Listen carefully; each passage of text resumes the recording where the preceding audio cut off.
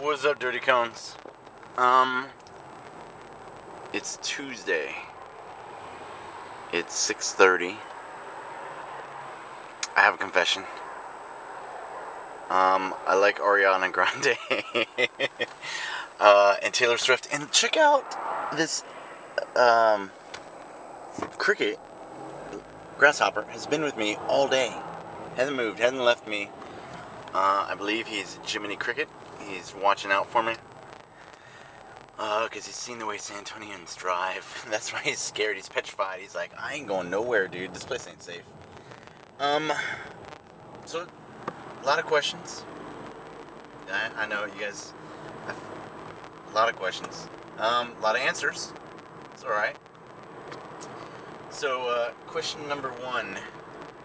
Hey, before I start into the questions, you guys have put your little stories, of, why you want to be a PJ. I thought that was pretty cool. I enjoyed that. So I want to say thanks to the cone that gave me the idea. Can't think of his name at the moment, but he'll know I'm appreciative. I hope. Or he's like, I don't know, dude. I'm not feeling it. So you guys.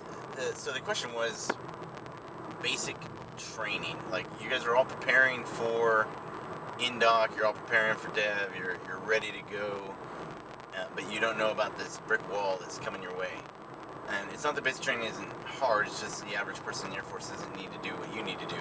So, your life is in your hands, dude. Your career is in your hands, so you need to run as fast as you can. When you guys show up on Saturday mornings to work with coach or whatever instructors there that day, you need to be ready to get in the water and just get it done, because you don't have a lot of time. And so you need to be doing flutter kicks right now. You need to be preparing, because when you get the basic, you're not going to be able to do all your workouts. You're not going to be working out 3 times a day, eating protein, and being fat, dumb, and happy. You're going to be rolling socks and folding towels and memorizing this or that. And while you're reading your book, they're going to have a book with a bunch of stuff you need to memorize. You can practice one-legged at a time treading.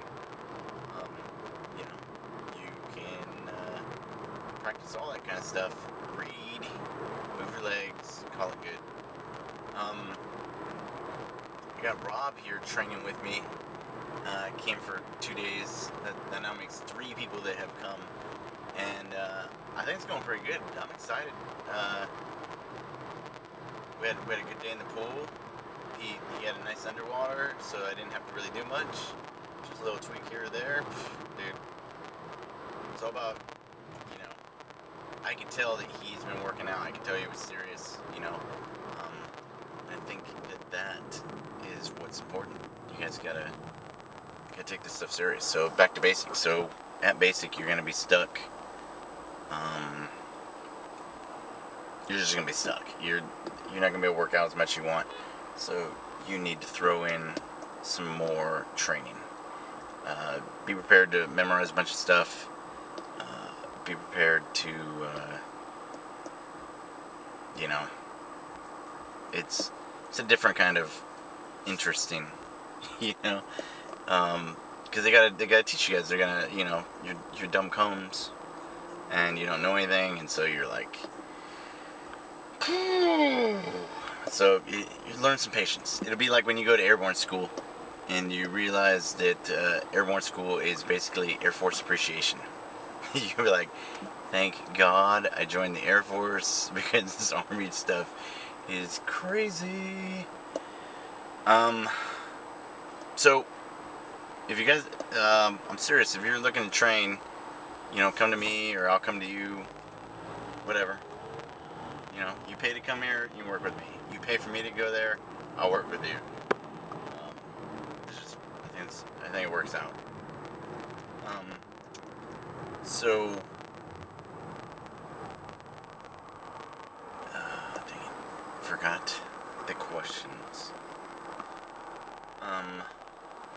Ooh, you know what happened today, actually? This will be today in history then, because I forgot whatever my questions were. So today in history, I want to say it was 1968, maybe 69. It's Vietnam. There is a special forces camp that gets overrun at 4:30 today. They declare the base overrun, and everybody's trying to get out. Pilot comes in with a C-123 and lands, picks up about 250 people because he's just getting people out of there, and they get hit and everybody dies.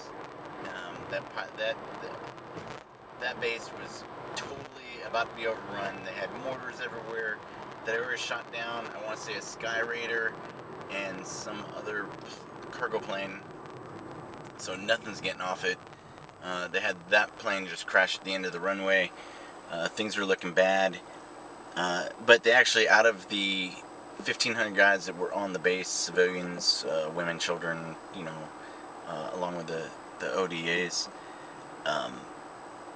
only like 287 people died. Everybody else survived. So, I mean, if you gotta go on good to bad, at least more people survived than died. But the last 3 guys on the base left were 3 combat controllers, and I've actually met one of them, real nice guy. And so they're like, hey, we need to get out of here. So they try to land a plane to go get him. He waits. They're on the other side of the runway, and mortars are just walking in on him, and so they're like trying to get out of there. Well, he starts taking really close fire, so he takes off, leaves. Feels bad, but I mean, what was he gonna do? They weren't there, and it's a valuable lesson. It's right. When you got a time on target and you're supposed to be somewhere, make sure you're there, because planes and helicopters will leave you. So they're on the radio like, hey, we need some help. This pilot in a C-123 hears about it and says, all right, I'm going for it. So he comes out. He was like on a trash trip. He was just traveling by, heard the distress call, and flies down to the runway and like lands within 100 feet. Just hits the ground and just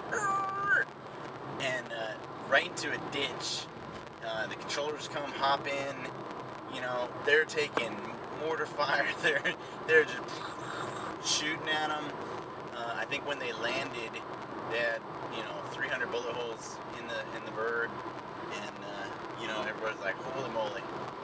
And they get shot at by RPGs. RPGs are hitting the side of the aircraft, but they're not exploding. Like, it's just divine intervention, right? So these guys hop in, they're taxiing down the runway, and they're up.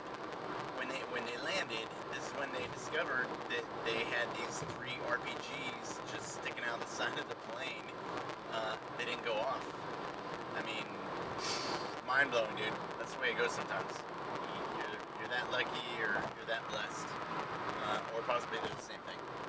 So that pilot received the Medal of Honor, and I'm totally blanking on his name right now. And then 4 other guys received the Air Force Cross that day for things they did. And like I said, I got to meet that combat controller, and he was like, dude, or he didn't say dude, but he gives you a little bit older. He was like, I did not think we were going to make it out of that day. And that happened today, and so I think that's a pretty good story. And I know that I didn't give any names. I think the fact that I'm happier that I remembered that today is that day. So I do have a lot of things committed to memory. It's just that sometimes names float beyond me. So that was a good story. And I think that's a good hoo-yah story to end the day, begin your day, whenever you get to read or watch this. So thank you very much to all the dirty cones and non-dirty cones alike. If you got any questions, feel free to hit me up. That's about it. So have a good one, and I'll talk to you guys later. Booyah.